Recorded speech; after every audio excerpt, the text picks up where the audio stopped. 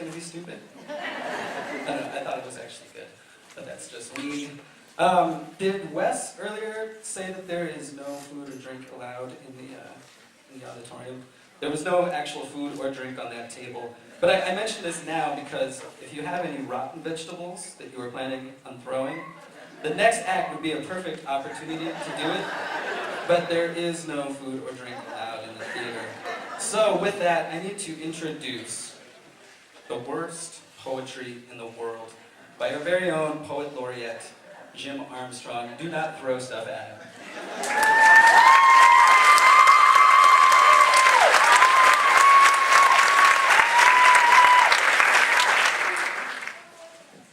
When we speak of poetry, we usually refer to excellence in language.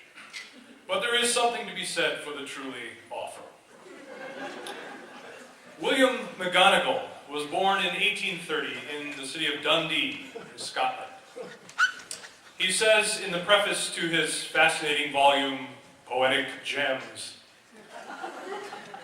"The most startling day of my life was when I discovered that I was a poet." Many have been startled since. He is generally recognized, and you can Google this, as the worst poet in the world. It's not easy to achieve this distinction. One has to not only be truly horrible at rhythm, rhyme, subject matter, but also one has to have a sublime unconsciousness of one's inability. This may have something to do with his being a Scotsman. I'm going to read excerpts from 3 poems by William McGonagall, all of them having to do with a bridge. The Tay Bridge, the bridge over the River Tay in Scotland. I thought that perhaps this would have some connection to Winona, since we've had our own bridge problems. In Minnesota in general, we've been having bridge problems, so this might be relevant. I wish you to pay particular attention to McGonagall's deep interest in civil engineering. The first one is called "The Railway Bridge of the Silvery Tay." Beautiful railway bridge of the Silvery Tay, with your numerous arches and pillars in so grand array, and your central girders, which seem to the eye to be almost towering to the sky. The greatest wonder of the day, and the great beautification to the River Tay, most beautiful to be seen nearby Dundee and the Madeline Green. Beautiful railway bridge of the Silvery Tay that has caused the Emperor of Brazil to leave his home far away, incognito in his dress, and view thee ere he passed along on the route to Inverness. Beautiful railway bridge of the Silvery Tay, I hope that God will protect all passengers by night and by day, and that no accident will befall them while crossing the bridge of the Silvery Tay, for that would be most awful to be seen nearby Dundee and the Madeline Green. The next poem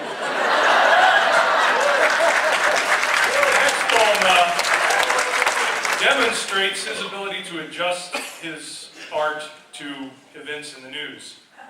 The Tay Bridge Disaster. Beautiful railway bridge of the Silvery Tay.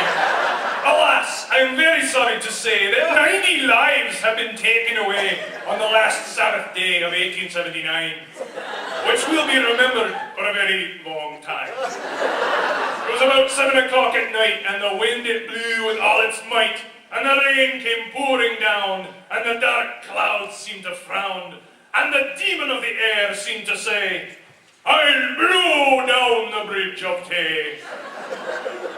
It must have been an awful sight to witness by the dusky moonlight, while the storm fiend did laugh, and angry did bray along the railway bridge of the Silvery Tay. I must now conclude my lay by telling the world fearlessly, without the least dismay, that your central girders would not have given way. At least many sensible men do say. had they been supported on each side with buttresses. At least many sensible men confesses. For the stronger we our houses do build, the less chance we have of being killed.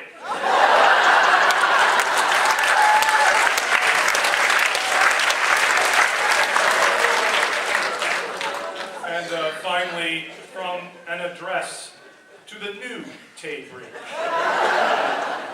Beautiful new railway bridge of the Silver Tay, with your strong brick piers and buttresses in so grand array, and your 13 central girders, which seem to my eye strong enough all windy storms to defy. Well, in the interest of gender neutrality, we wish to say that there are also many terrible female poets. Lillian E. Curtis was a native of Chicago, best known for writing sentimental verse on the banal, the pathetic, and often the bleak. Her first book, Forget-Me-Not, published in 1872, contained such uplifting and educational poems as We All Must Pass Away, and The Girl with Only One Eye. But I'm going to read something a bit more cheerful, and perhaps this has to do with the rotten vegetables earlier referred to. This is a simple address to the potato. And I'm going to ask for a little audience participation. I'm not going to tell you exactly what, but I think it'll be obvious. I'll just kind of gesticulate, and you can respond at the appropriate moment. The Potato by Lillian E. Curtis. What on this wide earth that is made or does by nature grow is more homely, yet more beautiful than the useful potato? What would this world full of people do, rich and poor, high and low, were it not for this little thought of but very necessary potato? True, 'tis homely to look on, nothing pretty even in its blow, but it will bear acquaintance, this useful potato. For when it is cooked and opened, it's so white and mellow. You forget it ever was homely, this useful potato. On the whole, it is a very plain plant, makes no conspicuous show, but the internal appearance is lovely, of the unostentatious potato. The useful and the beautiful are not far apart, we know, and thus the beautiful are glad to have the homely-looking potato. On the land or on the sea, wherever we may go, we are always glad to welcome the homely potato.